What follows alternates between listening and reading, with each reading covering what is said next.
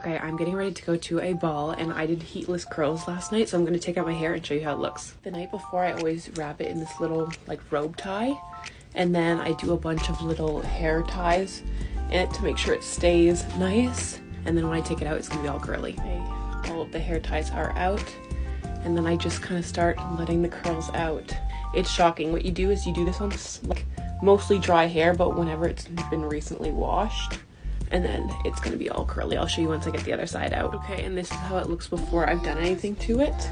It is all just little curls, little ringlets. So I'm going to brush through it, and then I'm going to get my hair ready for my event tonight. Okay, so all I did was I brushed through it all once with my hair brush.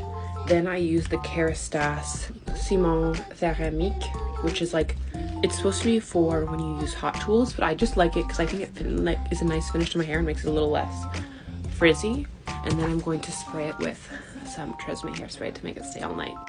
And this is what it looks like after I've given it a spray. It is such a good way to curl your hair, and it's so easy.